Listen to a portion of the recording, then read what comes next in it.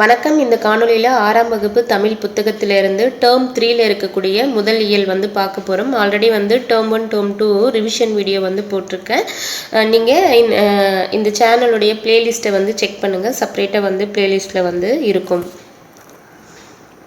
பாரதம் அன்றைய நாற்றங்கால் என்ற தலைப்பின் கீழே தாராபாரதியுடைய பாடல் வரிகள் வந்து கொடுத்துருக்காங்க. நம்ம இந்திய தேசத்தை பற்றி அவர் சொல்லியிருக்கக்கூடிய வரிகளை வந்து பார்ப்போம். புதுமைகள் செய்த தேசம் இது, பூமியின் கிழக்கு வாசல் இது. தெய்வ வள்ளுவன் நெய்த குரல் தான் தேசம் உடுத்திய நூலாடை. ஸோ நம்மளுடைய திருக்குறள் தான் வந்து என்ன சொல்றாரு, நம்மளுடைய நாடு வந்து உடுத்திய நூலாடைன்னு சொல்றாரு. மெய்களை போற்றிய இந்திய தாய்க்கு மெய்யுணர் வென்கிற மேலாடை. காளிதாசன் என்பவர் ஒரு வடமொழி கவிஞர். அவருடைய தேனிசை பாடல்கள் வந்து காவிரி கரையில வந்து எதிரொலிக்க, கம்பனின் அமுத கவிதைகளுக்கு வந்து கங்கை அலைகள் இசையமைக்க, கன்னிக்குமரியின் கூந்தலுக்காக காஷ்மீர் தோட்டம் பூத்தொடுக்கும், மேற்கு மலைகள் நதிகளை அனுப்பி கிழக்கு கரையின் நலம் கேட்கும் அப்படின்னு சொன்னவர் யாருன்னா தாரா பாரதி. புல்வெளியெல்லாம் பூக்காடாக்கி புன்னகை செய்த பொற்காலம், கல்லை கூட காவியமாக்கி கட்டி நிறுத்திய கலைக்கூடம், அன்னை நாட்டின் அமுத சுரபியில் அந்நிய நாடுகள் பசித்தீர. ஸோ மற்ற நாடுகள் எல்லாம் வந்து இங்கே வணிகம் செஞ்சாங்க இல்லையா, அதை சொல்றாரு. அன்னை நாட்டின் அமுத சுரபியில் அந்நிய நாடுகள் பசித்தீர, அண்ணல் காந்தியின் சின்ன கைத்தடி அறத்தின் ஊன்றுகோலாக, புதுமைகள் செய்த தேசம் இது, பூமியின் கிழக்கு வாசல் இது. ஸோ யாருடைய பாடல் வரிகள்? தாரா பாரதி. மெய்யன்னா உண்மை, தேசம் அண்ணா நாடு.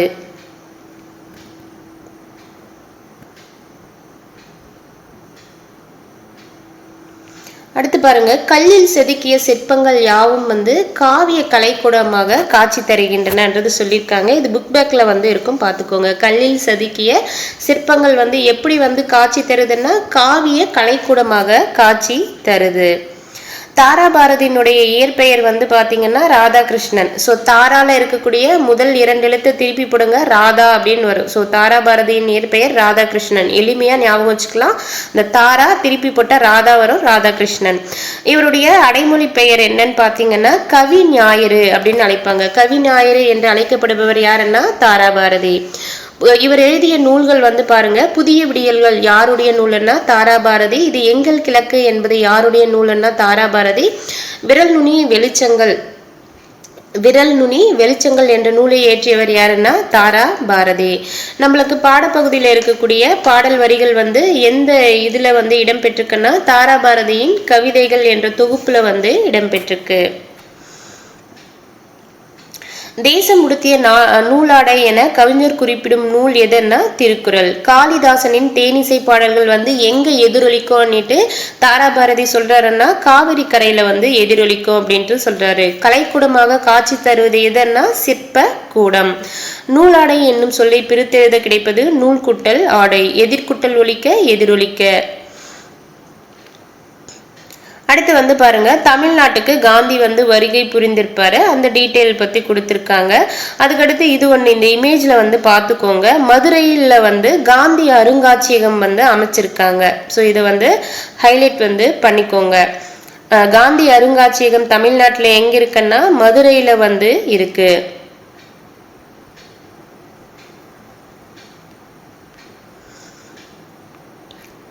காந்தி வந்து பாத்தீங்கன்னா ரவுலட் சட்டம் வந்து ஏற்றிருப்பாங்க 1919. அப்போ வந்து அந்த வருஷத்துல பிப்ரவரி மாதம் சென்னைக்கு வந்து வருகை புரிகிறாரு. வருகை புரிந்தவர் வந்து யாருடைய வீட்டுல இருப்பாருன்னா ராஜாஜியின் வீட்டுல ஒரு கருத்தாய்வு கூட்டம் வந்து நடைபெற்றிருக்கும், அங்க இருந்திருப்பாரு. அங்க வந்து அவர் பக்கத்துல வந்து இன்றைக்கு பொதுக்கூட்டத்துக்கு தலைமை தாங்க முடியுமான்னு கேட்டவர் யாருன்னா பாரதியார். அதுக்கு காந்தி என்ன சொல்லியிருப்பாரு, இன்னைக்கு எனக்கு வேற பணி இருக்கு, நாளைக்கு வந்து பொதுக்கூட்டம் வந்து ஏற்பாடு பண்றீங்களா? முடியாது, திட்டமிட்டபடி நடக்கும் அப்படின்ட்டு போயிருப்பாரு. யாருன்னா பாரதியார். இவர் யாரு? பாரதியார் வந்து இவர் யாருன்னுட்டு காந்தி யார்கிட்ட கேட்டிருப்பாருன்னா ராஜாஜி கிட்ட கேட்டிருப்பாரு. அதற்கு ராஜாஜி என்ன பதில் சொல்லியிருப்பாருன்னா எங்கள் தமிழ்நாட்டு கவிஞர்ன்னு சொல்லியிருப்பாரு. அதுக்கு காந்தி என்ன பதில் கொடுத்திருப்பாரு அப்படின்னு பாத்தீங்கன்னா பத்திரமாக இவரை வந்து பாதுகாக்கணும் அப்படின்ட்டு காந்தியடிகள் வந்து சொல்லியிருப்பாரு. காந்தியடிகள் வந்து பாத்தீங்கன்னா மறுபடியும் வந்து எந்த வருடம் வந்து புகை வண்டியில வந்து மதுரைக்கு பயணம் பண்ணாரு அப்படின்னு பாத்தீங்கன்னா 1921 செப்டம்பர் மாதம். ஸோ அவர்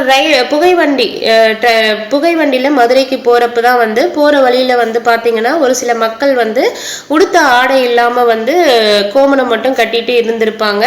அதெல்லாம் பார்த்து காந்தியடிகள் வந்து பார்த்தீங்கன்னா அப்போ காந்தியடிகள் முன்னாடி காலகட்டத்தில் நல்ல கோட்டு மேலே தலைப்பாகை அதெல்லாம் அணியக்கூடியவராக இருப்பார். ஸோ மக்களை வந்து பார்த்துட்டு இதுக்கப்புறம் இவ்வளோ துணிகளை நம்ம அணியக்கூடாதுன்னுட்டு இவர் வந்து ஒரு எளிமை திருக்குளத்தில் வந்து அவருடைய வாழ்நாள் முழுவதுமே இருந்திருப்பார். மேல் சட்டையே அணியாமல் இருந்திருப்பார்.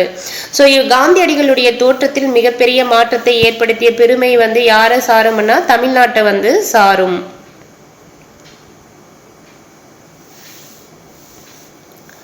உலகம் போற்றிய எளிமை திருக்கோலம் யாருடையதுன்னா காந்தியடிகள்.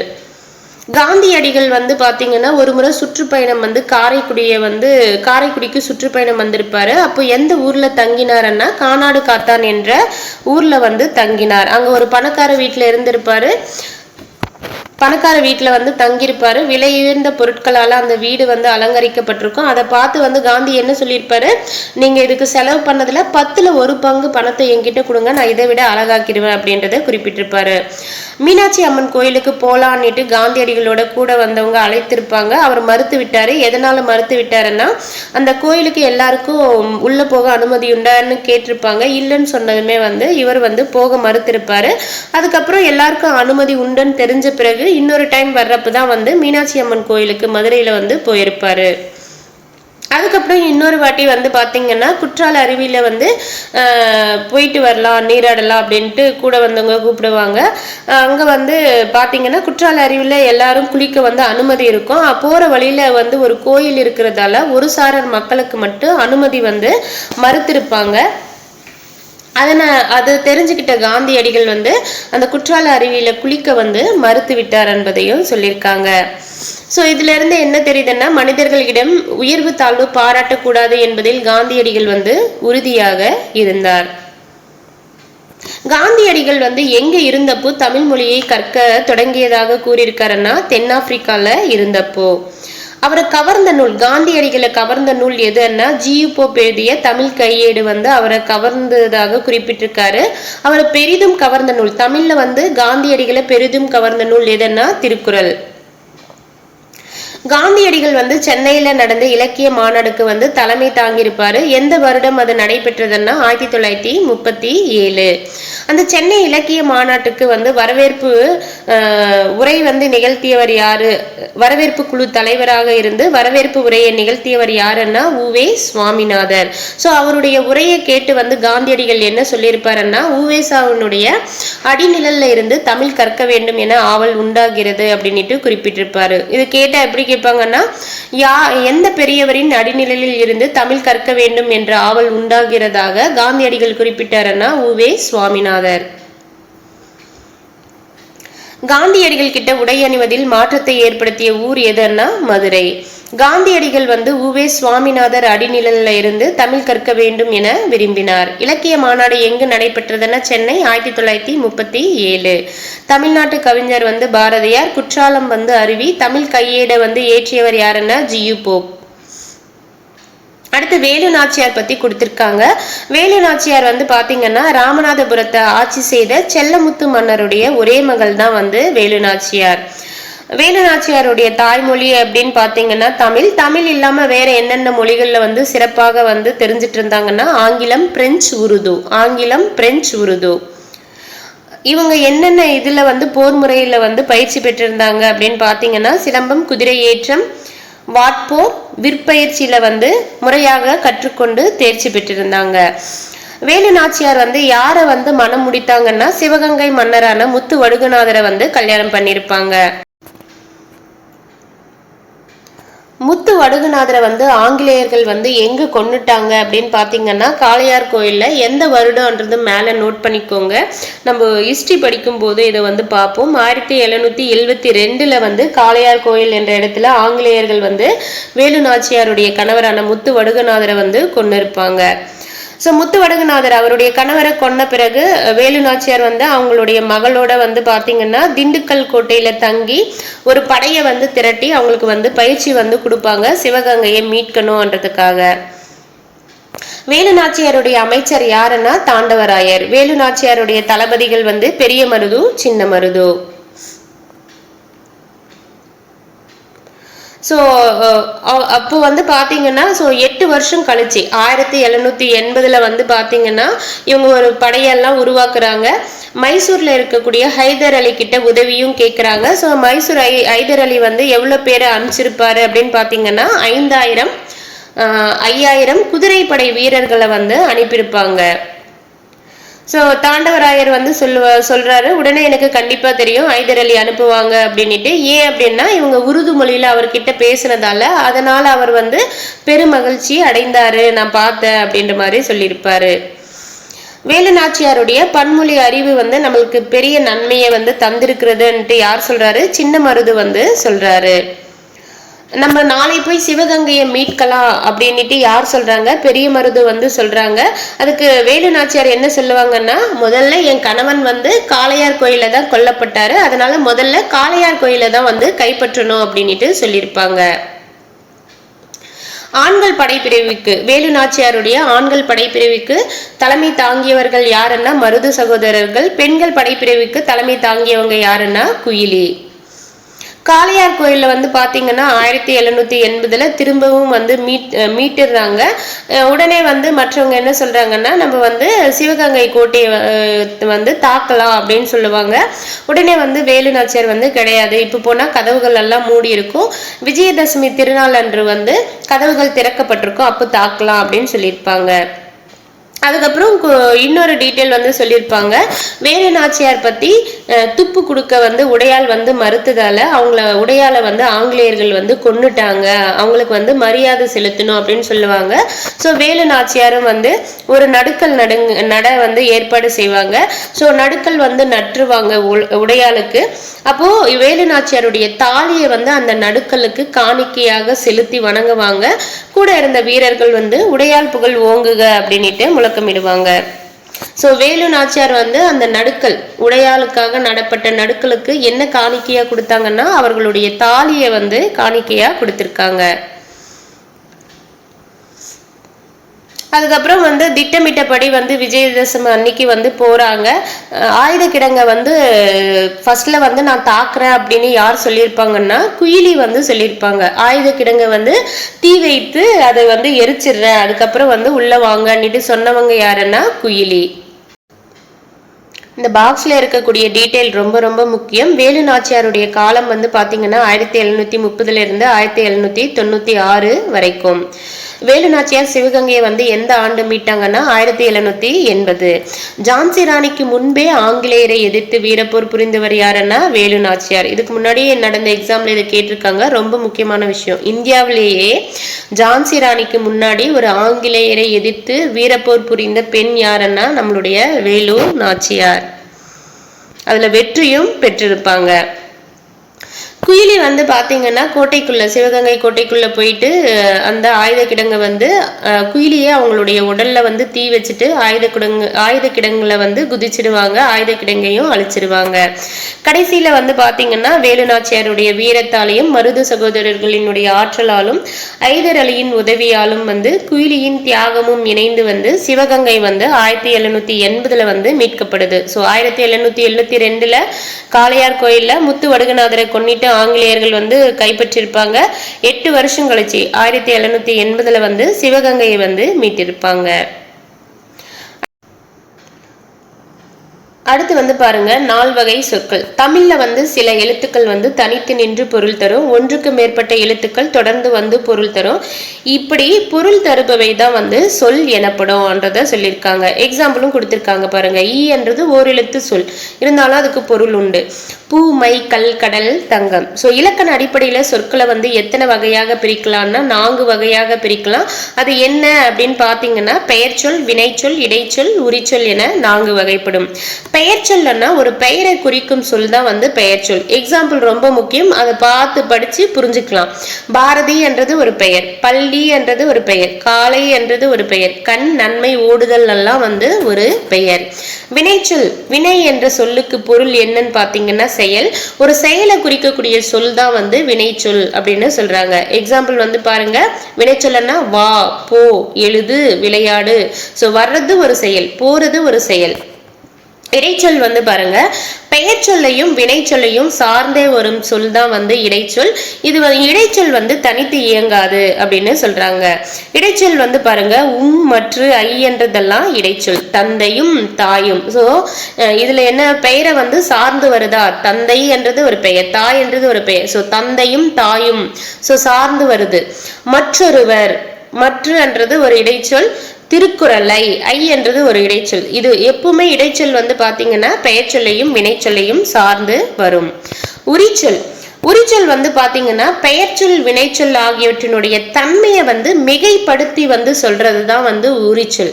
நகரம்னா நம்மளுக்கு தெரியும், சிட்டி அன்னிட்டு. மாநகரம்னா பெருநகரம், பெரிய சிட்டி அப்படின்ட்டு ஒரு பொருள் வருது. ஸோ இன்னும் மிகைப்படுத்தி சொல்லுது. ஸோ மான்னா மாநகரம், மாநகரம் என்றது ஒரு உரிச்சொல். சாலன்னா சாலன்றது உரிச்சொல். சால சிறந்தது, சிறந்தது தான், இன்னும் சிறந்தது அப்படின்றப்போ அதை மிகைப்படுத்தி சொல்றதுதான் வந்து உரிச்சொல்ன்றத சொல்றாங்க. ஸோ உரிச்சொல் வந்து எதை மிகைப்படுத்தி சொல்லன்னா பெயர் சொல்லையும் வினைச்சொல்லையும் வந்து மிகைப்படுத்தி சொல்லும். இப்போ மாநகரம் என்றது ஒரு பெயர் சொல், அது மிகைப்படுத்தி சொல்லியிருக்கு. சிறந்தது என்றது ஒரு செயல், அதை வந்து சால சிறந்தது அன்னிட்டு மிகைப்படுத்தி சொல்லியிருக்கு.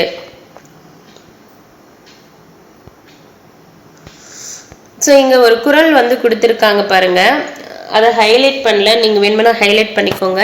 மக்கள் மெய் தீண்டல் உடற்கின்பம், மற்ற அவர் சொற்கேட்டல் இன்பம் செவிக்கு. மக்கள்னா நம்ம பெற்ற பிள்ளைகள் வந்து நம்மளுடைய உடம்பை தீண்டுறது, அதாவது மெய் தீண்டல், உடம்பை வந்து தீண்டுறது வந்து நம்ம உடற்கு வந்து இன்பம் அப்படின்னு சொல்றாங்க.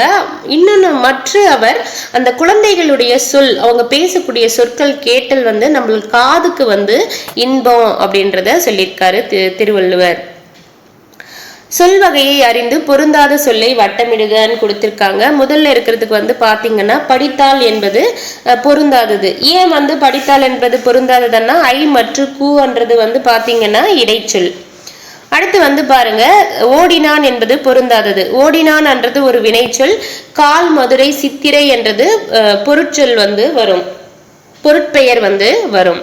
அடுத்து வந்து பாருங்க, சென்றால், வந்த, நடந்து என்றது வந்து வினைச்சொல். சித்திரை என்றது பொருட்பெயர் என்றதால, பொருட்சொல் என்றதால அது வந்து சித்திரை என்றது பொருந்தாதது. கீழே இருக்கிறதுல வந்து பாத்தீங்கன்னா ஐ, மற்றும் என்றது இடைச்சொல். மா என்றது வந்து உரிச்சொல் என்றதால மா என்றது பொருந்தாதது.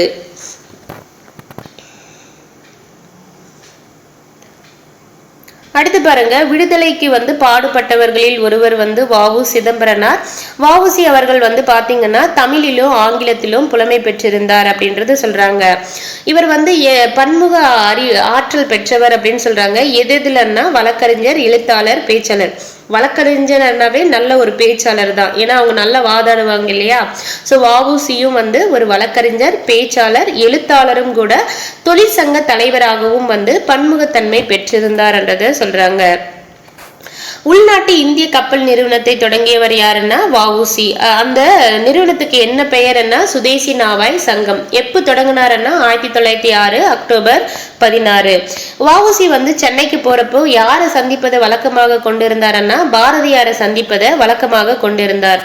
வ.உ.சி அவர்கள் யாருடைய பாடல்களை வந்து விரும்பி கேட்பாருன்னா பாரதியாருடைய பாடல்கள். அடுத்து வந்து பாருங்க, ஒன்று என்பதை குறிக்க வந்து நம்ம ஓர், ஒரு என்ற இரண்டு சொற்களையுமே வந்து பயன்படுத்தணும். அந்த ஓர் என்றதை எங்க பயன்படுத்தணும், ஒரு என்றதை எங்க பயன்படுத்தணும்னு சொல்லியிருக்காங்க. உயிரெழுத்துக்கு முன்னாடி வந்து ஒரு சொல்ல வந்து உயிரெழுத்துக்கு முன்னாடி ஒன்று என்றதை குறிக்கணும்னா ஓர் என்ற சொல்ல வந்து பயன்படுத்தணும் அப்படின்னு சொல்றாங்க. அதே உயிர்மெய் எழுத்து தொடங்கும் சொல்லுக்கு முன்னாடி ஒன்று என்றதை குறிக்கணும்னா ஒரு என்னும் சொல்லை வந்து பயன்படுத்த வேண்டும் அப்படின்னு சொல்றாங்க. எக்ஸாம்பிள் பாருங்க, நல்லா புரியும். இப்போ ஊர்ன்றது ஊன்றது ஒரு உயிரெழுத்து. அப்போ அதுக்கு உயிரெழுத்துக்கு முன்னாடி நம்ம என்ன பண்ணணும், ஓர் தான் வந்து யூஸ் பண்ணணும். அடுத்து வந்து பாருங்க ஏரி. ஏரி என்றது முதல்ல இருக்கக்கூடிய எழுத்து வந்து உயிரெழுத்துன்றதால அதுக்கு முன்னாடி ஓர் ஏரி, ஒன்றுன்றதை பயன்படுத்துறப்போ ஓர் ஏரின்னு சொல்லணும். அடுத்து பாருங்க ஒரு நகரம். நான் வந்து பாத்தீங்கன்னா உயிர்மை எழுத்து, அப்ப அதுக்கு முன்னாடி ஒன்றுன்றதை குறிப்பிட ஒரு வந்து யூஸ் பண்ணணும். அதே போல கடலுக்கும் வந்து கடல் என்றது முன்னாடி ஒரு கடல்னா ஒன்று ஓர் யூஸ் பண்ணக்கூடாது, ஒரு தான் வந்து யூஸ் பண்ணணும். ஏன் அப்படின்னா கன்றது உயிர்மை எழுத்து. இதே போல அது அஃது என்றதும் சொல்லியிருக்காங்க. உயிரெழுத்துக்கு முன்னாடி வந்து அஃது என்ற சொல்ல வந்து யூஸ் பண்ணணும், உயிர் மெய்யெழுத்துக்கு முன்னாடி அது என்ற சொல்ல வந்து பயன்படுத்த வேண்டும். எடுத்துக்காட்டு அஃது இங்கே உள்ளது. ஏன் அஃது யூஸ் பண்ணிருக்கோம்னா இங்கே என்றது ஈ என்ற எழுத்து வந்து உயிரெழுத்து, அது நன்றாக உள்ளது. நான் என்பது உயிர்மை எழுத்தாக இருக்கிறதால அது என்றதை யூஸ் பண்ணணும். கீழே வந்து கொடுத்திருக்காங்க பாருங்க, பிழைகளை திருத்தி எழுதுக அப்படின்னுட்டு. இதுல வந்து ஓர் அழகிய சிற்றூரில் ஒரு குளம் இருந்தது, ஓர் இரவும் ஒரு பகலும் சேர்ந்தது ஒரு நாள். அஃது இல்லாத இடத்தில் எதுவும் நடக்காது, அது நகரத்திற்கு செல்லும் சாலை. அஃது ஓர் இனிய பாடல்.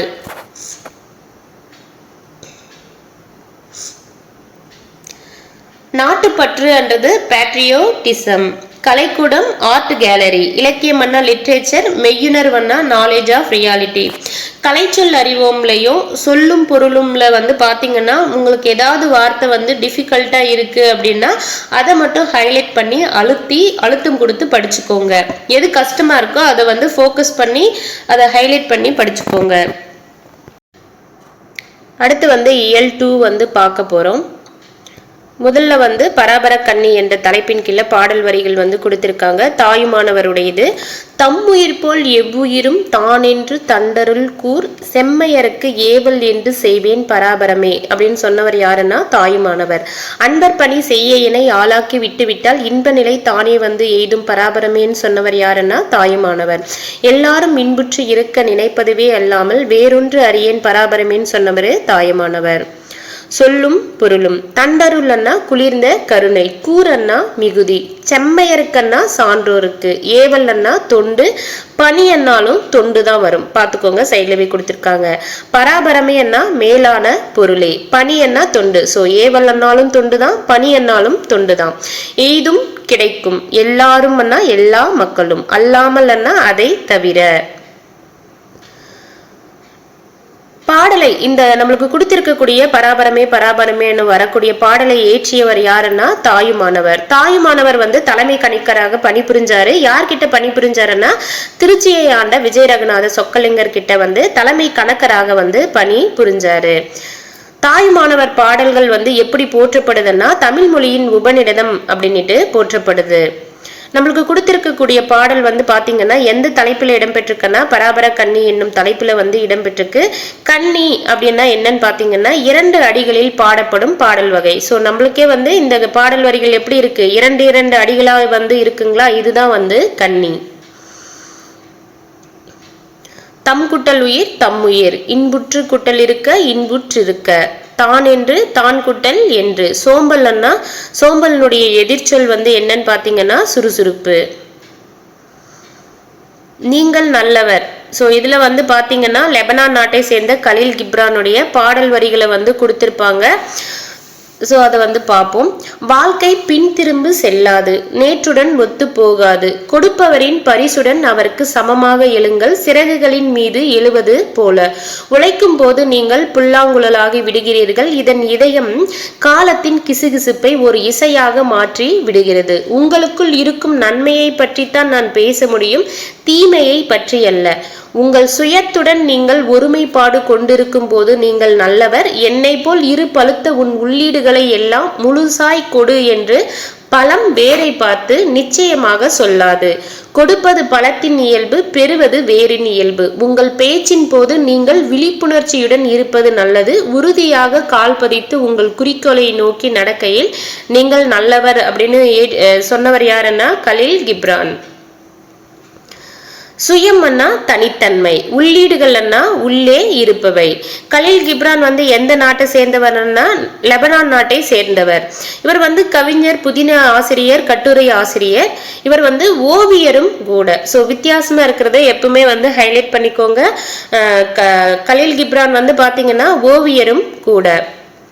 நம்மளுக்கு பாடப்பகுதியில் இடம்பெற்றிருக்கிறது வந்து யார் வந்து மொழிபெயர்த்து கொடுத்திருக்காங்கன்னு பாத்தீங்கன்னா புவியரசு வந்து மொழிபெயர்த்து கொடுத்திருக்காங்க. அப்படி மொழிபெயர்த்தப்பட்ட பாடல் எந்த நூல் அப்படின்னு இந்த பாடல் வரிகள் எந்த நூல்ல இடம்பெற்றிருக்குன்னா தீர்க்கதரிசி. ஸோ தீர்க்கதரிசி என்னும் நூலை வந்து மொழிபெயர்த்தவர் யாரு அப்படின்னு பாத்தீங்கன்னா புவி அரசு.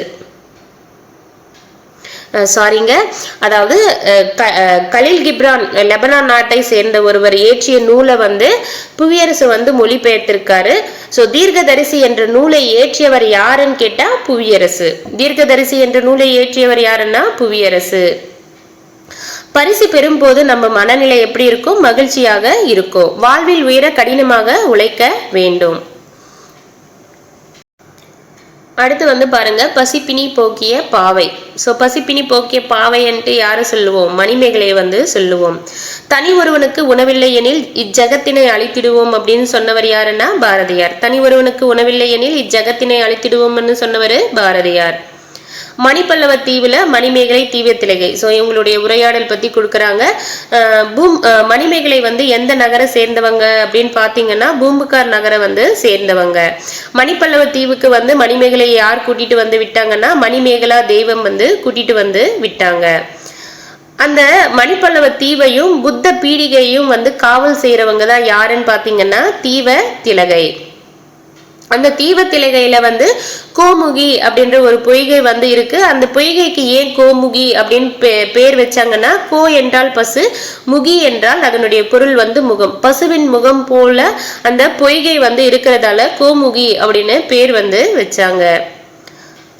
அந்த பொய்கையில வந்து எப்ப வந்து அந்த அரிய பாத்திரமான ஆபுத்திரின் கையில் இருந்த அமுத சுரபி தோன்றும்னா வைகாசி திங்கள் முழு நிலவு நாள்ல வந்து அந்த பொய்கையில வந்து நீரின் மேல வந்து அந்த அமுத சுரபி வந்து தோன்றும். அமுத சுரபி யாருடைய கையில் இருந்ததுன்னு பாத்தீங்கன்னா ஆபுத்திரன் கையில் இருந்தது. ஸோ மணிமேகலை வந்து அந்த அமுத சுரபியை பெற்றுக்கொண்டு எங்க போறாங்கன்னா பூம்புகாருக்கு வந்து போறாங்க. அங்க போயிட்டு யார்கிட்ட வந்து உணவு பெறாங்கன்னா ஆதிரையிடம் வந்து உணவு வந்து பெறாங்க. ஆதிரை வந்து மணிமேகலையை பார்த்து நீங்க யாருன்னு கேக்குறாங்க. அதுக்கு அவங்க என்ன சொல்றாங்கன்னா கோவலன் மாதவி ஆகியோருடைய மகள்ன்றத சொல்றாங்க. அதுக்கப்புறம் ஆதிரை உங்களை பத்தி கேள்விப்பட்டிருக்கேன் அப்படின்ட்டு சொல்லுவாங்க. அமுத சுரபியில் உணவிட்டது யாரு அப்படின்னு கேட்பாங்க. நிறைய வாட்டி கேட்கவும் செஞ்சிருக்காங்க ஆதிரை. உணவு கொடுத்தவர்களை உயிர் கொடுத்தவர்கள் அப்படின்ட்டு யார் சொல்லியிருக்கா? மணிமேகலை வந்து சொல்லியிருக்காங்க. உணவு கொடுத்தவர்களே உயிர் கொடுத்தவர்கள் அப்படின்னு சொன்னது யாருன்னா மணிமேகலை. ஸோ மணிமேகலை வந்து சிறைச்சாலைக்கு வந்து போவாங்க. சிறைச்சாலைக்கு போயிட்டு மன்னர்கிட்ட வந்து என்ன சொல்லுவாங்க? சிறைக்கோட்டம் வந்து அரைக்கோட்டமாக மாற வேண்டும். அவங்களுக்கு வந்து வாழ்க்கை அறம் சொன்ன வள்ளுவர் வாழ்ந்த நாடு இது, புத்தர் பிறந்து அறம் போதித்த பூமி இது. ஸோ எது நன்மை எது தீமைன்றத வந்து அறிஞர்களை கொண்டு அவங்களுக்கு சொல்லி கொடுக்கணும். உறவினர்களை வந்து அரவணைக்கிறது எப்படி, பெரியோர்களை வந்து பேணுதல் எப்படி, பெற்றோர்களை மதித்தல் எப்படின்றத அறநெறி கல்வியை வந்து சிறையில இருக்கிறவங்களுக்கு அளிக்கணும் அப்படின்ட்டு சொல்லியிருப்பாங்க. மணிமேகலா தெய்வம் மணிமேகலையை அழைத்து சென்ற தீவு எதன்னா மணிப்பல்லவ தீவு. மணிமேகலை கையில் இருந்த அமுத சுரபியில் உணவு இட்ட பெண் யாருன்னா ஆதிரை. அடுத்து வந்து பாதம். நம்மளுக்கு கதை வந்து எக்ஸாம் பாயிண்ட் ஆஃப் வியூல தேவையில்லை. நூல்வெளி வந்து முக்கியம். நூல்வெளி வந்து பார்ப்போம். எஸ் ராமகிருஷ்ணன் தற்கால தமிழ் எழுத்தாளர்கள்ல குறிப்பிடத்தக்கவர். இவர் இயற்றிய நூல்கள் வந்து பாத்தீங்கன்னா உபபாண்டவம். ஸோ உபபாண்டவம் வந்து யார் இயற்றியதுன்னா எஸ் ராமகிருஷ்ணன். கதாவிலாசம் வந்து யார் இயற்றியதுன்னா எஸ் ராமகிருஷ்ணன். தேசாந்திரி யார் இயற்றியதுன்னா எஸ் ராமகிருஷ்ணன். கால் முளைத்த கதைகள் வந்து இயற்றியது யாருன்னா எஸ் ராமகிருஷ்ணன். தாவரங்களின் உரையாடல் என்னும் சிறுகதை தொகுப்பில் வந்து இருக்கக்கூடிய கதை தான் வந்து நம்மளுக்கு பாடப்பகுதியில் கொடுத்துருக்காங்க. ஸோ தாவரங்களின் உரையாடல் என்ற சிறுகதை யார் இயற்றினாங்க அப்படின்னு கேட்டாலும் எஸ் ராமகிருஷ்ணன்.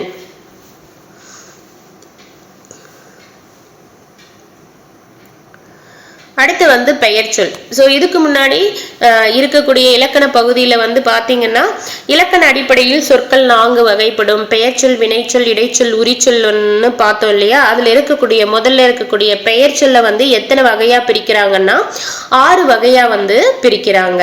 அந்த பெயர்ச்சொல் 6 வகை என்னென்னு பார்த்தீங்கன்னா பொருட்பெயர், இடப்பெயர், காலப்பெயர், சினைப்பெயர், பண்பு பெயர், தொழிற்பெயர். பொருட்பெயர் என்ன? ஒரு பொருளை குறிக்கக்கூடிய பெயர் தான் வந்து பொருட்பெயர். அது உயிருள்ள மற்றும் உயிரற்ற பொருள்களையும் வந்து குறிக்கும்ன்றதை கொடுத்திருக்காங்க. மரம், செடி, மயில், பறவை, புத்தகம், நாற்காலி எல்லாம் வந்து பொருட்பெயர். இடப்பெயர் என்ன? ஒரு இடத்தின் பெயரை குறிக்கும் பெயர் தான் வந்து இடப்பெயர். சென்னை, பள்ளி, பூங்கா, தெரு எல்லாம் வந்து இடப்பெயர். காலப்பெயர் என்ன? காலத்தை குறிக்கும் பெயர் காலப்பெயர். நிமிடம், நாள், வாரம், சித்திரை, ஆண்டு வந்து காலப்பெயர். சினைப்பெயர் என்ன? ஒரு பொருளினுடைய உறுப்பு பார்ட்டை வந்து சொல்றதுதான் வந்து சினைப்பெயர். ஒரு பொருள் இருக்குன்னா அதனுடைய பார்ட்ஸ் நிறைய இருக்கும் இல்லையா? ஸோ அந்த பார்ட்ஸை பத்தி சொல்றதுதான் வந்து சினைப்பெயர். எடுத்துக்காட்டு கண், கை, இலை, கிளை எல்லாம் வந்து சினைப்பெயர். பண்பு பெயர் என்ன? ஒரு பொருளினுடைய பண்பை குறிக்கும் பெயர் பண்பு பெயர். எடுத்துக்காட்டு வட்டம், சதுரம், செம்மை, நன்மை எல்லாம் வந்து பண்பு பெயர். தொழிற்பெயர் என்ன? தொழிலை குறிக்கும் பெயர் தொழிற்பெயர். படித்தல், ஆடுதல், நடித்தல் எல்லாம் வந்து தொழிற்பெயர். புத்தகம் என்பது ஒரு பொருட்பெயர். பள்ளி என்பது இடப்பெயர். மாலை என்பது காலப்பெயர். தலை என்பது சினைப்பெயர். இனிமை என்பது பண்பு பெயர். ஆடுதல் என்பது தொழிற்பெயர். ஸோ பெயர் சொற்களை வந்து பார்த்தீங்கன்னா இடுகுறி பெயர், காரண பெயர்ன்னுட்டு 2 வகையாக வந்து பிரிக்கிறாங்க. இடுகுறி பெயர்னா நம்மளா ஒரு பொருளுக்கு பெயரை வச்சு அழைத்தா அது வந்து இடுகுறி பெயர். எக்ஸாம்பிள் வந்து மண், மரம், காற்று. இந்த இடுகுறி பெயரையே வந்து மேலும் 2 வகையாக வந்து பிரிக்கிறாங்க. இடுகுறி பொது பெயர், இடுகுறி சிறப்பு பெயர் அப்படின்ட்டு. இடுகுறி பொது பெயர்னா நம்மளா இட்டு பொதுவாக ஒன்று சொல்றது. எக்ஸாம்பிள் வந்து பார்த்துக்கோங்க, நல்லா புரியும். ஸோ நீங்கள் புரியலன்றவங்க ஆல்ரெடி நான் போட்ட வீடியோவை வந்து பாருங்க, அது டீட்டெயில்டா புரியுற மாதிரி சொல்லியிருப்பேன். இது ரிவிஷனு மட்டும் இந்த வீடியோவை வந்து பாருங்க. இடுகுறி பொது பெயர் எக்ஸாம்பிள் வந்து பாத்தீங்கன்னா மரம், காடு. இடுகுறி சிறப்பு பெயர்னா அந்த பர்டிகுலர் ஒரு பொருளை மட்டும்தான் வந்து குறிக்கும். எக்ஸாம்பிள் மான்னா மாமரத்தையும், கருவேலங்காடு. காரண பெயர்னா நம்மளுடைய முன்னோர்கள் வந்து ஒரு காரணம் கருதி ஒரு சில பொருள்களுக்கு வந்து பெயர் வச்சாங்க. காரண பெயருக்கான எக்ஸாம்பிள் வந்து பாத்தீங்கன்னா நாற்காலி, கரும்பலகை. காரண பெயரையும் வந்து பாத்தீங்கன்னா காரண பொது பெயர், காரண சிறப்பு பெயர் அன்னிட்டு 2 வகையாக வந்து பிரிக்கிறாங்க. காரண பொது பெயர் அப்படின்னு பாத்தீங்கன்னா காரணம் கருதி எல்லா பொருள்களையும் பொதுவாக குறிக்கக்கூடிய ஒரு பெயர் தான் வந்து காரண பொது பெயர். காரண பொது பெயருக்கு எடுத்துக்காட்டு வந்து பாத்தீங்கன்னா பறவை, அணி. காரண சிறப்பு பெயர் என்ன? குறிப்பிட்ட காரணமுடைய எல்லா பொருள்களில் ஒன்றை மட்டும் சிறப்பாக குறிப்பது வந்து காரண சிறப்பு பெயர். எக்ஸாம்பிள் வந்து வளையல், மரங்கொத்தி. இடுகுறி பெயரை வட்டமிடுக. மண்ன்றது இடுகுறி பெயர். காரண பெயர் வந்து பாத்தீங்கன்னா வளையல். இடுகுறி சிறப்பு பெயர் வந்து பாத்தீங்கன்னா வாழை.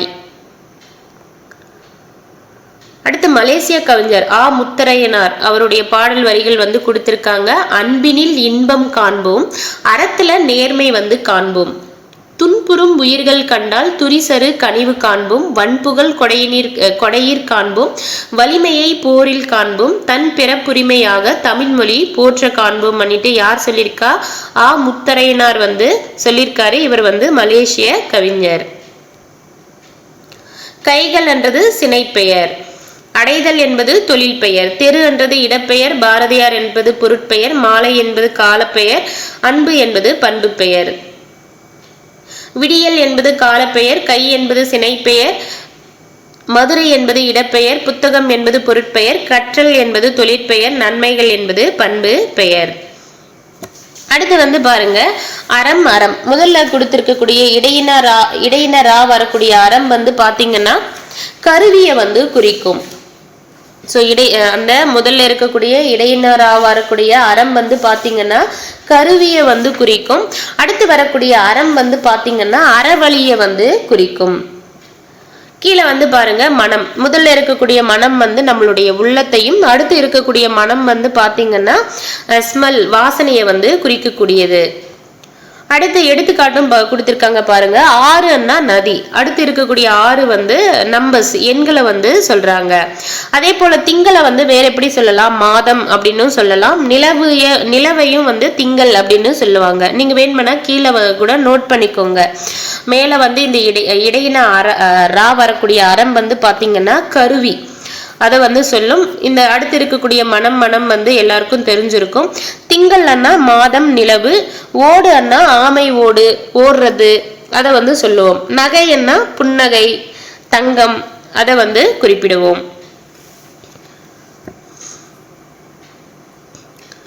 அறக்கட்டளை என்ன ட்ரஸ்ட், தன்னார்வலர் என்ன வாலண்டியர், இளம் செஞ்சிலுவை சங்கம் என்ன ஜூனியர் ரெட் கிராஸ், சாரணியார் அப்படின்னா ஸ்குவாட்ஸ் அண்ட் கைட்ஸ், சமூக பணியாளர் என்ன சோசியல் ஒர்க்கர்.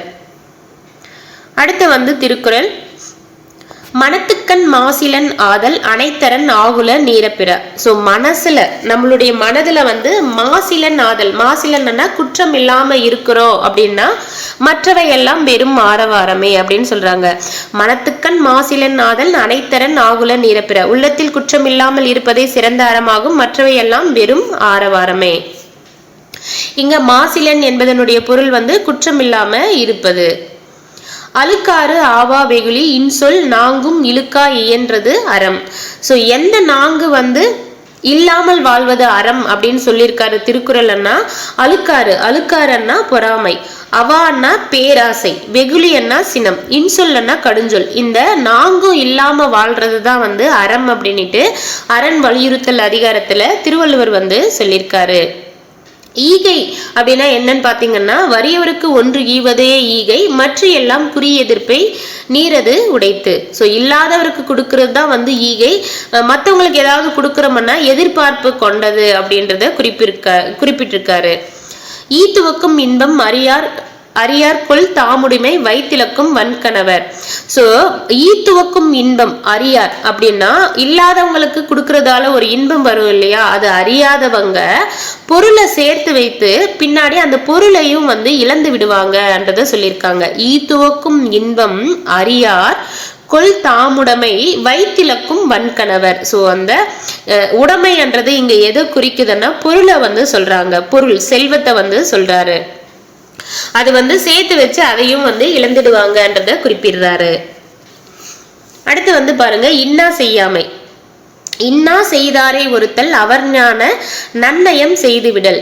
இன்னான்னா துன்பம், நம்மளுக்கு ஒருத்தர் துன்பம் செஞ்சிருக்காருன்னா அவர் நாணும்படி வெக்கப்படும்படி வந்து அவருக்கு நன்மையை வந்து செஞ்சு தண்டிக்கிறது தான் வந்து சிறந்ததுன்ற மாதிரி குறிப்பிட்டிருக்காரு.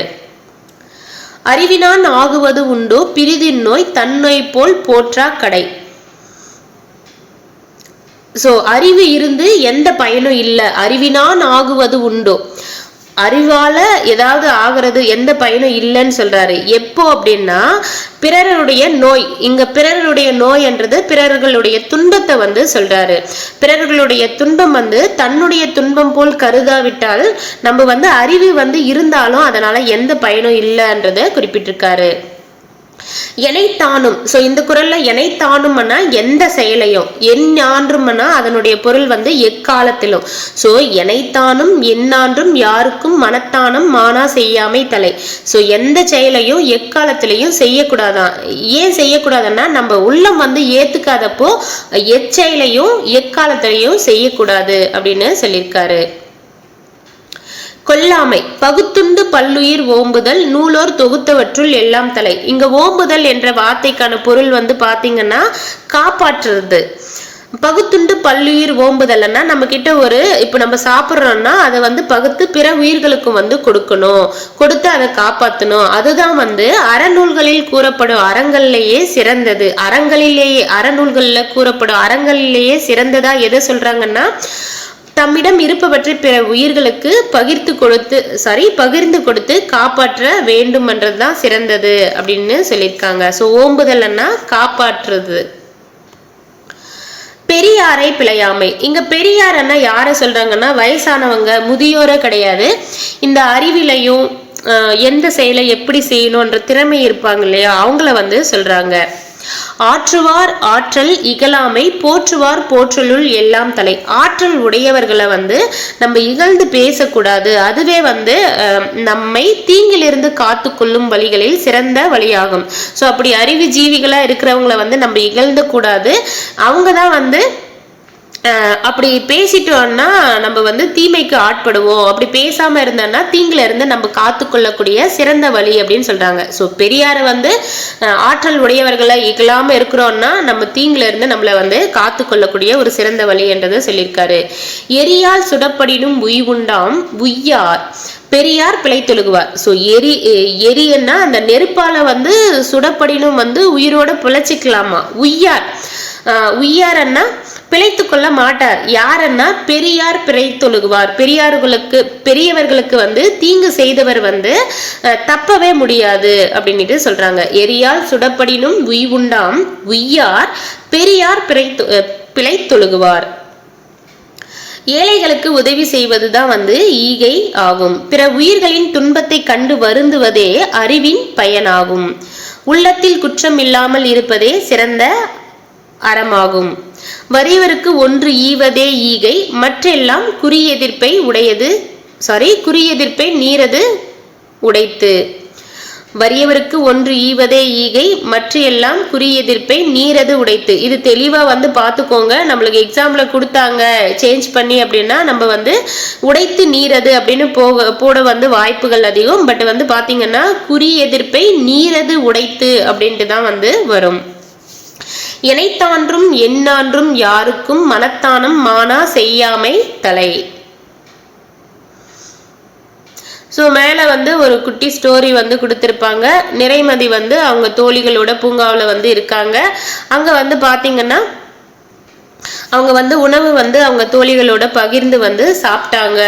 அப்புறமா அங்க பறவைகள் எல்லாம் பறந்து வந்தன. அந்த பறவைகளுக்கும் வந்து அவங்க உணவை வந்து கொடுத்தாங்கன்றத சொல்றாங்க. ஸோ இதுக்கு பொருந்தக்கூடிய குறள் எதுன்னு கேட்டிருக்காங்க. பகுத்துண்டு பல்லுயிர் ஓம்புதல் நூலோர் தொகுத்தவற்றுள் எல்லாம் தலை. அடுத்து இயல் 3 ஆசிய ஜோதி. உலக உயிர்கள் எல்லாமே வந்து துன்பம் இல்லாம இன்புற்று வாழ வேண்டும் என விரும்பியவர் யாருன்னா புத்தர். உலக உயிர்கள் எல்லாம் துன்பமின்றி இன்புற்று வாழ வேண்டும் என்று விரும்பியவர் யாருன்னா புத்தர். நின்றவர் கண்டு நடுங்கினாரே. ஸோ ஆசிய ஜோதி என்ற நூல்ல வந்து இந்த பாடல் வரிகள் வருது. நின்றவர் கண்டு நடுங்கினாரே ஐயன் நேரிலே நிற்கவும் அஞ்சினாரே துன்று கருணை நிறைந்த வள்ளல் அங்கு சொன்ன மொழிகளை கேளுமையா. ஸோ இதை பார்க்கறதுக்கு முன்னாடி இந்த முன்கதை சுருக்கம் மட்டும் ஒரு வாட்டி படிச்சிருவோம். இது ஒரு சில டீட்டெயில் வந்து நான் ஹைலைட் பண்ணல, அதை ஹைலைட் பண்ணிக்கோங்க. புத்தர் யாரு அப்படின்னு பார்த்தீங்கன்னா அவர் வந்து ஒரு அரசர். அந்த அரச வாழ்வை வந்து துறந்து நள்ளிரவுல வந்து அரண்மனையை விட்டு வந்துடுறாரு. யாருன்னா புத்த பிரான். ஸோ புத்தபிரான் வந்து ஒரு அரசர்ன்றதை வந்து இந்த ஸ்டோரி மட்டும் தெரிஞ்சுக்கோங்க. பிம்பிசார மன்னனுடைய யாகத்துக்காக ஆடுகள் வந்து கொண்டு போறாங்க. அவற்றின் நடுவில் வந்து அடிபட்டு வலியால் துடித்து கொண்டிருந்த ஆட்டுக்குட்டியை வந்து புத்தர் தம் தோளில சுமந்து வந்து போறாரு. யாகசாலையை அடைகிறாரு. மன்னனுக்கு அறிவுரை கூறினார். நாடெங்கும் உயிர்கொலையை தடுத்து நிறுத்தினார். இதுல நம்ம தெரிஞ்சுக்க வேண்டியது என்னன்னா புத்தர் வந்து ஒரு அரச வாழ்வை துறந்து அரண்மனையை விட்டு வந்தவர் தான் வந்து புத்தபிரான்ன்றதை தெரிஞ்சுக்கோங்க. நின்றவர் கண்டு நடுங்கினாரே ஐயன் நேரிலே நிற்கவும் அஞ்சினாரே துன்று கருணை நிறைந்த வள்ளல் அங்கு சொன்ன மொழிகளை கேளும் ஐயா. வாழும் உயிரை வாங்கிவிடல் இந்த மண்ணில் எவருக்கும் எளிதாகும். வீழும் உடலை எழுப்புதலோ ஒரு வேந்தன் நினைத்தாலும் ஆகாதையா. யாரும் விரும்புவது இன்னுயிராம் அவர் என்றுமே காப்பதும் அன்னதேயம். பாரில் எறும்பும் உயிர் பிழைக்கப்படும் பாடு முழுவதும் அருந்திலீரோ. நேரிய உள்ளம் இறங்கிடுமேல் இந்த நீள்நிலம் முற்றும் ஆண்டிடலாம். பாரினில் மாறி பொழிந்திடவே வயல் பக்குவமாவது அறிந்திலீரோ. காட்டும் கருணை உடையவரே என்றும் கண்ணிய வாழ்வை உடையவராம். வாட்டும் உலகில் வருந்திடுவார் இந்த மர்மம் அறியாத மூடரையா. காடு மலையெல்லாம் மேய்ந்து வந்து ஆடு தன் கன்று வருந்திட பாலையெல்லாம் தேடி மக்களை ஊட்டுவதும் ஒரு சிறு செயலென எண்ணினீரோ. ஒரு தீய செயலென எண்ணினீரோ. அம்புவி மீதில் இவ்வாடுகளும் உம்மை ஆண்டி பிழைக்கும் உயிரல்லவோ. நம்பி இருப்பவர் கும்மி எரிந்திடில் நன்மை உனக்கு வருமோ ஐயா. 1000 பாவங்கள் செய்வதெல்லாம் ஏழை ஆட்டின் தலையோடு அகன்றிடுமோ. தீயவும் நல்லவும் செய்தவரை விட்டு செல்வது ஒரு நாளும் இல்லை ஐயா. ஆதலால் தீவினை செய்ய வேண்டா, ஏழை ஆட்டின் உயிரையும் வாங்க வேண்டா, பூதாளம் தன்னை நரகம் அது ஆக்கிவிடும், புத்தியை விட்டு பிழையும் ஐயா அப்படின்ட்டு ஆசிய ஜோதி நூல்ல வந்து யார் வந்து இந்த வரிகளை ஏற்றிருக்காருன்னா கவிமணி தேசிக விநாயகனார். அஞ்சினர் அண்ணா பயந்தனர், கருணை அண்ணா இரக்கம், வீழும் அண்ணா விழும், ஆகாது அண்ணா முடியாது, நீள்நிலம் அண்ணா பரந்த உலகம். இது 2022 நடந்த குரூப் 4 எக்ஸாம்ல வந்து இந்த நீள்நிலம் வந்து கேட்டிருந்தாங்க. பரந்த உலகம் இதற்கான எதிர்ச்சொல் என்னன்ட்டு கேட்டிருந்தாங்க. ஸோ வந்து சொற்பொருள் வந்து பாத்தீங்கன்னா 6th இருந்தே எல்லாமே முக்கியம்தான். முற்றும் அண்ணா முழுவதும், மாரி அண்ணா மலை, கும்மி அண்ணா வயிறு, பூதளம் அண்ணா பூமி. ஸோ பூதளம் பூமி பார்த்துக்கோங்க. நமக்கு புவி ஞாலம் அப்படிலாம் கொடுத்தா கூட போட்டுருவோம். பூதளம்ன்றப்ப பூமி வருமானு ஒரு டவுட் வரும். பட் பூதளம் அண்ணா பூமி தான். பார் உலகம். தேசிக விநாயகனார் வந்து எந்த நூற்றாண்டை சேர்ந்தவர்னா 20ஆம் நூற்றாண்டை வந்து சேர்ந்தவர். இவர் எத்தனை வருஷம் பள்ளி ஆசிரியராக பணியாற்றினார்னா 36 ஆண்டுகள் வந்து பள்ளி ஆசிரியராக பணியாற்றினார். இவருடைய பட்டப்பெயர் வந்து பாத்தீங்கன்னா கவிமணி. ஸோ நீங்க படிக்கும் போதே கவிமணி தேசிக விநாயகனார்ன்றதை படிச்சுக்கோங்க. ஆசிய ஜோதி என்ற நூல் வந்து பாத்தீங்கன்னா ஆங்கில மொழியில எட்வின் அர்னால்ட் என்பவர் இயற்றிய லைட் ஆஃப் ஆசியா என்ற நூலை தழுவி எழுதப்பட்டதுதான் வந்து ஆசிய ஜோதி. ஸோ ஆசிய ஜோதி எந்த நூலை தழுவி எழுதப்பட்டதுன்னா லைட் ஆஃப் ஆசியா என்ற நூலை தழுவி எழுதப்பட்டது. லைட் ஆஃப் ஆசியா என்ற நூலை ஏற்றியவர் யாருன்னா எட்வின் அர்னால்ட். எந்த மொழியில ஏற்றினாருன்னா ஆங்கில மொழியில. ஆசிய ஜோதி யாரை பத்தி சொல்லுதுன்னா புத்தரனுடைய வரலாற்றை பத்தி சொல்லுது. புத்தரின் வரலாற்றை கூறும் நூல் ஆசிய ஜோதி. நேர்மையான வாழ்வை வாழ்பவர் வந்து எல்லா உயிர்களிடத்தும் இரக்கம் கொண்டவர். ஒருவர் செய்யக்கூடாதது தீவினை, எளிதாகும் எளிது குட்டல் ஆகும். பாலை எல்லாம் பாலை குட்டல் எல்லாம், இனிமை குட்டல் உயிர் இன்னுயிர், மலை குட்டல் எல்லாம் மலையெல்லாம். அடுத்து வந்து மனிதநேயம். ஸோ இதில் வந்து என்ன சொல்லியிருக்காங்கன்னா உலகத்தில் வந்து பார்த்தீங்கன்னா எந்த ஆறும் வந்து அதனுடைய விருப்பத்திற்காகவோ தேவைக்காகவோ ஓடுறதில்ல. நிலமும் வந்து அதனுடைய பசிக்காக வந்து விளைச்சலை வந்து கொடுக்கறதில்ல. மரமும் வந்து மரத்துக்காக கனிகளை வந்து உருவாக்குறதில்ல. அதே போலவே மனுஷனும் வந்து பார்த்தீங்கன்னா தனக்கு அப்படின்னு வாழாம பிறருக்கென வாழணும் அப்படின்னு சொல்றாங்க. அப்படி வாழ்றதுக்கு என்ன தேவை அப்படின்னு சொல்றாங்கன்னா அருள் வேணும், பொறுமை வேணும், பரிவு, நன்றி உணர்வு, இன்சொல் பேசுதல் போன்றவை தேவை அப்படின்றத சொல்றாங்க. எல்லா உயிர்களிடமும் அன்பு செலுத்துதல் வேண்டும், அதுவே மனிதநேயம் அப்படின்றாங்க. மனிதநேயம் அப்படின்னா என்னன்னு பாத்தீங்கன்னா எல்லா உயிர்கள்கிட்டையும் வந்து அன்பு செலுத்துதல் தான் வந்து மனித நேயம். தமக்கென முயலா நோண்டல், பிறருக்கென முயலனர் உண்மையானே அப்படின்ற பாடல் வரிகள் எந்த நூல்ல இடம்பெற்றிருக்குன்னா புறநானூற்றுல வந்து இடம்பெற்றிருக்கு. வாடிய பயிரை கண்ட போதெல்லாம் வாடினேன் அப்படின்னு சொன்னவர் யாருன்னா வள்ளலார். வள்ளலார் வந்து பாத்தீங்கன்னா வடலூர்ல வந்து சத்திய தர்மசாலையை வந்து தொடங்கி வைத்தாரு. அது இன்றளவும் வந்து நடைபெற்று வருகிறது. ஸோ சத்திய தர்மசாலையை வள்ளலார் வந்து எங்க தொடங்கினாருன்னா வடலூர்ல வந்து தொடங்கினார். அமைதிக்கான நோபல் பரிசு வந்து யார் வாங்கியிருக்காங்கன்னா அன்னை தெரசா அவர்கள் வந்து வாங்கியிருக்காங்க.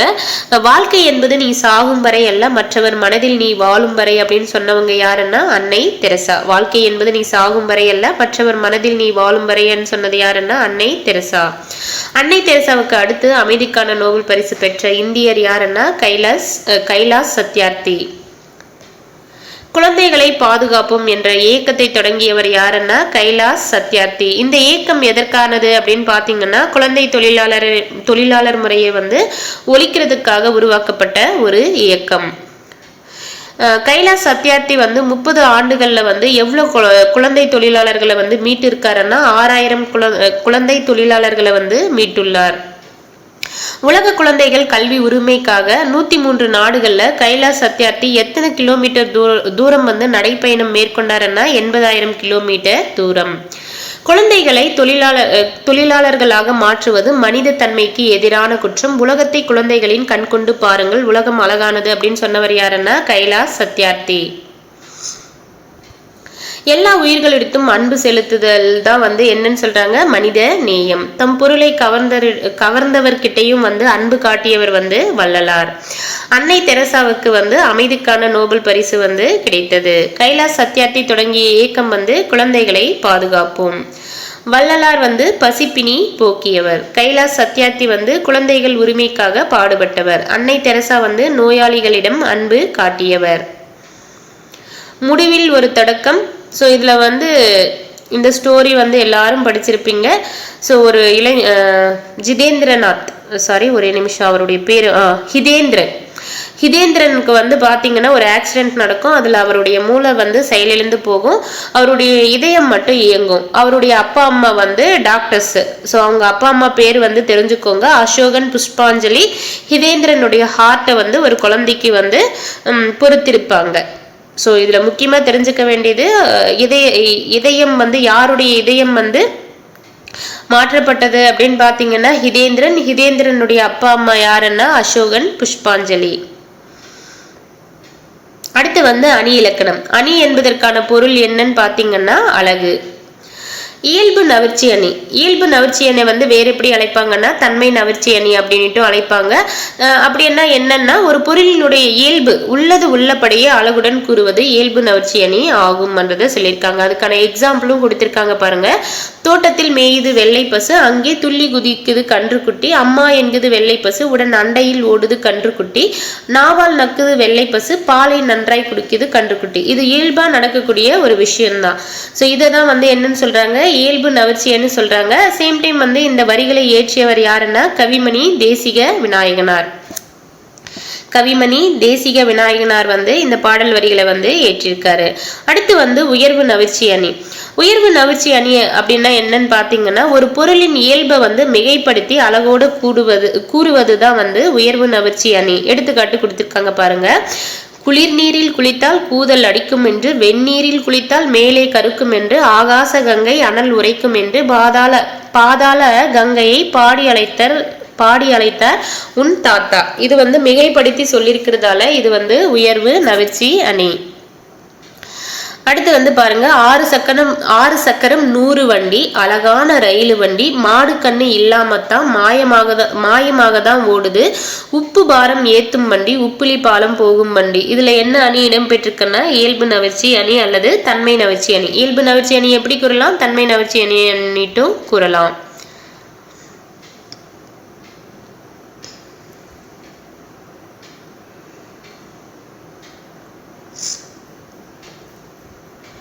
அடுத்து வந்து கலைச்சொல் அறிவோம். ஹியூமனிட்டி என்ன மனிதநேயம், மெர்சி என்ன கருணை, டிரான்ஸ்பிளான்டேஷன் என்ன உறுப்பு மாற்று அறுவை சிகிச்சை, நோபல் பரிசு தான். லாரி வந்து சரக்குந்து. அவ்வளோதாங்க. இதோட வந்து இந்த டேர்ம் 3யும் முடியுது. 6th தமிழ் புக்கும் வந்து நியூ புக்கு ரிவிஷனும் வந்து முடியுது. தேங்க்யூ.